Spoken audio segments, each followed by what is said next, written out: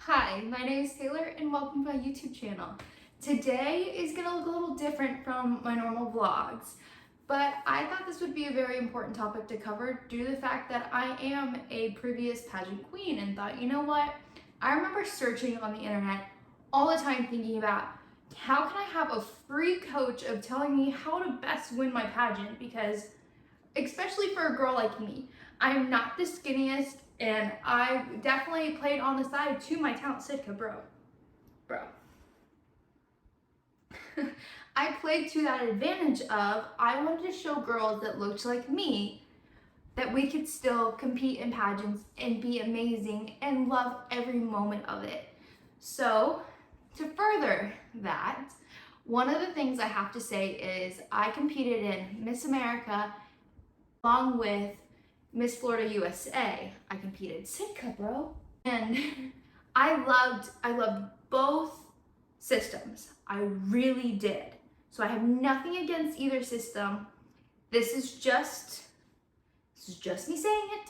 And I'm not saying I would compete in Miss Florida USA again.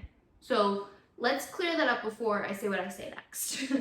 However, I see Miss America crowning a curvier woman before Miss Florida USA does. They're just two different systems and two different preferences, and that is what I have seen as a girl that has competed in both of the systems as a curvier woman, and that's just being flat honest.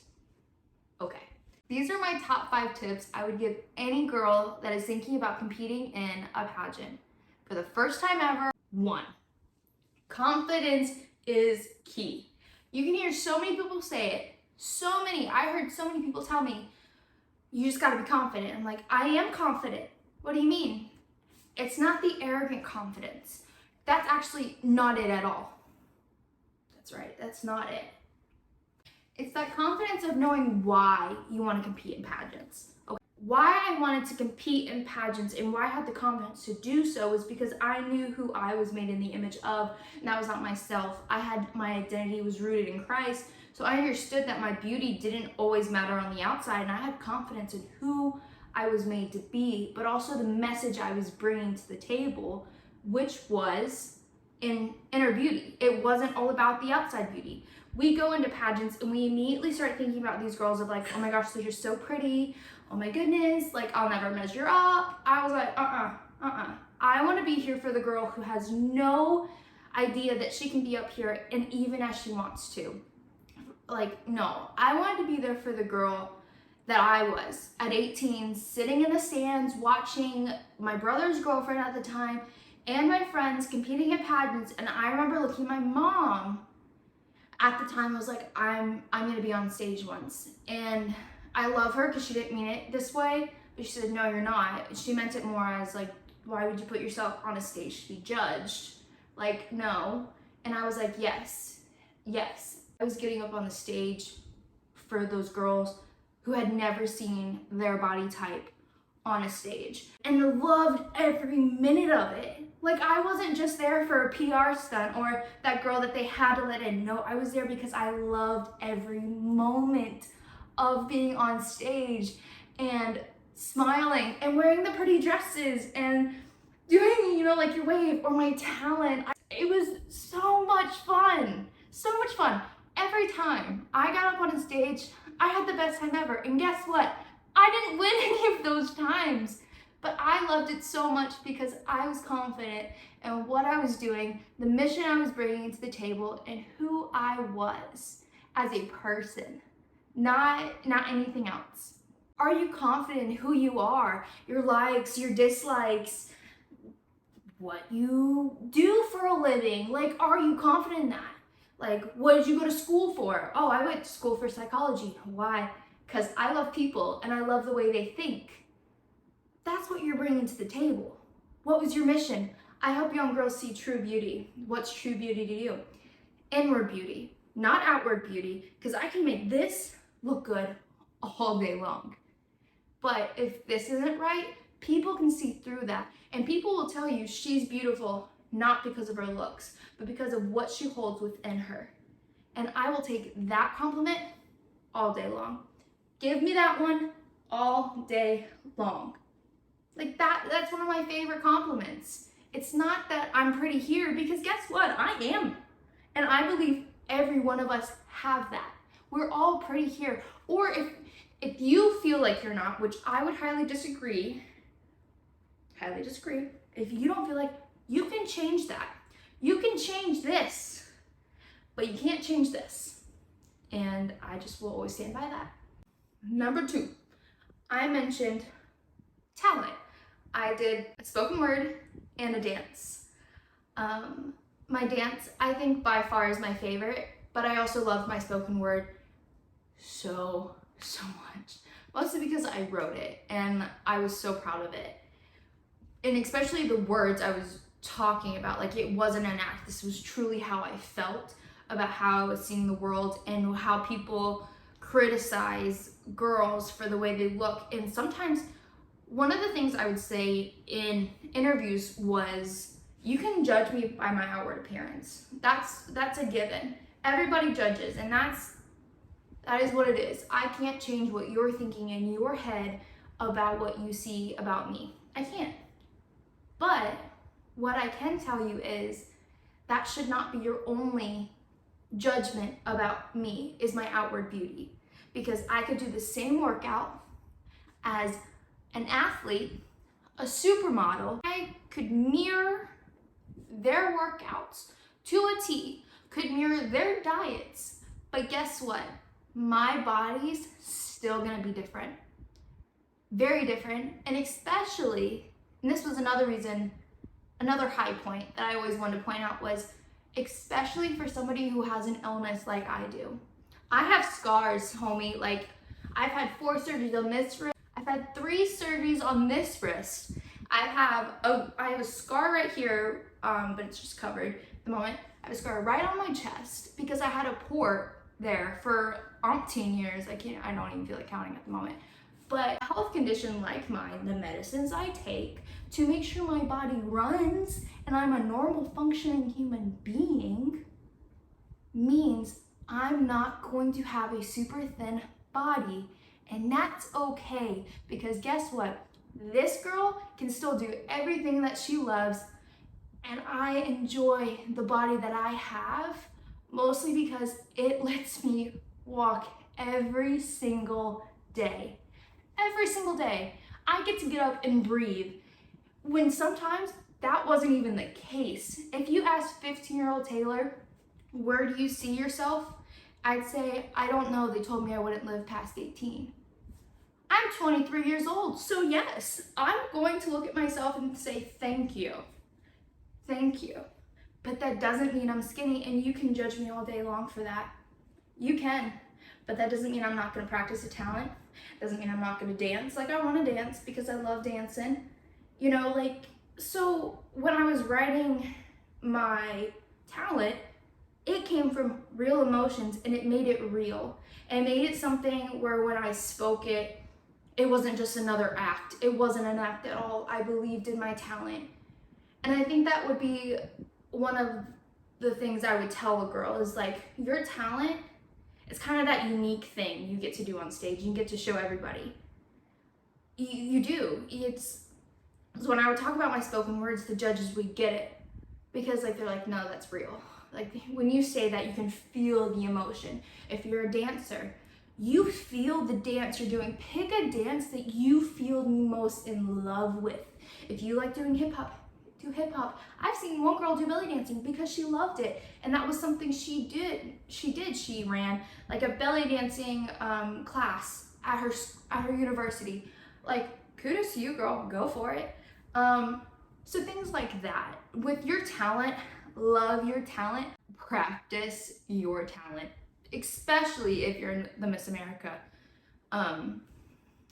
realm of pageants. Definitely practice that talent, because it is such a high percentage of your scoring. Number 3, presentation.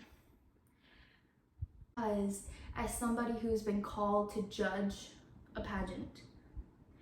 If I were to get my contestant list beforehand, like some pageants do, let the judges have everything beforehand, I want you to know I would stalk.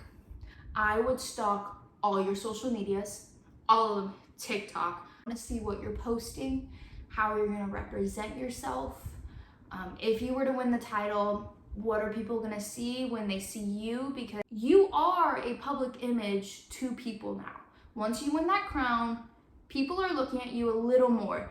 It's my rule to myself, mostly because it just was how I kept myself in check, was I did not post something unless I was, and this is across all social medias, if I did not feel comfortable for my mother to see it, it wasn't being posted. So that was always my rule of thumb of how I posted things. But your presentation does matter, and that also means when you walk into your interview room, make sure you don't have wrinkles, your hair is done, you have makeup on, it's touched up. Girls backstage are also very nice. That's something I always was thrown off about. Was I'd get back, I remember my first pageant, I was thinking, please don't be mean, please don't mean. I have ran into maybe one mean girl. And I also think I'm a little lucky because I have heard horror stories. Yes, I've heard them many, many times. But I will say, I got very lucky of just avoiding them. So it's easy to find very nice girls backstage in pageants who will help you make sure you're touched up, make sure everything's straight and lined up. You can't see anything. I wore a white dress for interviews. And you need to double check all areas of like, make sure you're clean, there's no makeup on. That has happened before where like my spray tan and my makeup was like right on that collar. And one of the girls helped me make sure there was no stain and get off it before I walked into that interview room. So just know presentation does matter. And I also feel like the way you hold yourself in an interview of that presentation manner. Sit up straight. Here, like cross legs, make sure depends on, like if you're wearing pants, it's easier. If you're wearing a dress, how long is that dress? Do you cross at your ankles? Do you cross at your knees? Like hands nice and set. Things like that I do think very much matter. Number 4, now moving on into interview. Prep for your interview. Pinterest, bestie. That should be your best friend for makeup inspiration, even hair inspiration, but mostly they have amazing interview question prep. Or even YouTube. I think there's a couple YouTube videos that will like talk to you and be like, so, for instance, I think one was like, so Taylor, tell me what is your platform? And it's just like a YouTube video and you pause it, like they ask you the question, you pause it and you answer. But prep for your interview. Get those questions out and make sure you ask yourself, even the dumb ones, like what is your platform? Make sure you have like an answer ready for that. Don't sound like a robot when you walk into an interview room, but have something in your head that you know what you could say about that. For instance, mine was always beauty redefined. And what's your platform? My platform is teaching young women about what true beauty is and where it lies, and that it's not just within beauty standards, it's actually the exact opposite of what I think beauty standards are.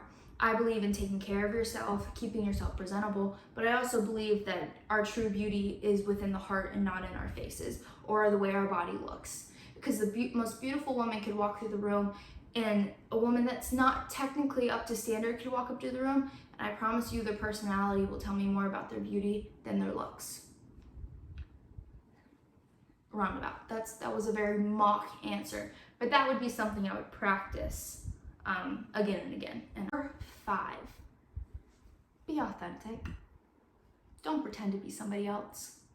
Don't, because you are good. You are good enough. You don't have to pretend to be somebody else, and also you can't pretend that long, and people will see through it. Be you. If you don't get picked that day to win a crown, don't let that take away from your joy and who you are and who you're made to be and where you're going in life. Like, a pageant should not determine your worth at all. And I mean that with my whole heart when I say that. Your worth is not defined by a crown. It's not defined by a crown. When you go into a pageant, you do it because you just love to do it, but it's not there to define your worth. If you define your worth by each crown you hold, or that you've never held a crown or a title, you're looking in the wrong places. Very wrong places. And I'm here to tell you right now, your worth, your identity needs to be rooted somewhere else. Because if you identify it in the world, you're gonna lose. You're gonna always fail. It's gonna fail to measure up. So look in a very different place for that. But be authentic when you walk into that room or when you go on that stage. They will love it 10 times more. I have said some, I will always remember this, and I think this will be probably my favorite interview moment, because when I walked out, the woman looked at me and said, I've never seen a more authentic interview in my life. And I didn't win. I'll just be honest there. I didn't win that one, but it was my favorite, and I mean my favorite interview. And it was for the title Miss Apopka. And it was so funny because the guy asked me, what's your biggest fear? And I remember thinking, it was, okay, so you're going down the line, and like there was one over here, and this judge was currently asking me the question. I finished answering, and then this guy asked me the question, so I like whipped around. He's like, what's your biggest fear? And I'm like, oh, snakes. And I remember thinking, I didn't even control my face. I remember dying inside thinking, oh, I said the wrong thing. And he's like, and it was the way my face made it, and I know that made him laugh. I was like, oh, snakes. Like, I remember going back, double chin, like, oh goodness, no, don't put me around snakes. And the whole place just erupted in laughter. And that wasn't the first time either. And it was more of me just like making jokes, but I was so serious that like, no, snakes are my biggest fear. I hate them. Like, with a passion, they freak me out. Don't pretend. Also, as a title holder, like, you are gonna see a lot of little kids, and mostly little girls. I think one of the things we get to do a lot is like, we get to be like role models for these little girls that they see. And when a girl sees you, or any child sees a girl walking around with this crown on her head and a sash that says Miss something, they look at you like you're a Disney princess, and they're like, oh my gosh, you know, like, you are amazing to them, and you've done nothing but walk around a crown. But it also means when you get to interact with them, they are looking up to you, and how you act towards them will matter. So being authentic, and that girl that wins that crown, it shouldn't be just a robot who's winning that crown. It should be a girl who loves what she's doing. And that was something I always loved, was I loved being a title holder because I loved the impact I got to have on little kids, young women, the opportunities I got to have. So I think that'd be actually my sixth one. So like, here's a little tidbit. Here's my sixth advice. Compete in pageants because you love them. Wearing my pretty dress, getting my hair done. I loved the process. I loved the interviews. I loved the talent. I loved every little piece of pageantry as a whole. I just loved it. And I had so much fun. And there wasn't a question about if I liked it or not. It was a fact. Like, people knew when I did pageants, it's because I loved them and I wasn't looking for attention. Well, anyways, that is my top 6 pieces of advice for anyone trying to compete in a pageant. I will do another video giving you my next top 5 pieces of advice before competing in your first pageant, but at a different date. So hit the subscribe button, like, and tell me in the comments if you want to see another video like this, or if this helped at all, or if it didn't help. Just let me know. I would love to hear from you, and thank you for tuning in.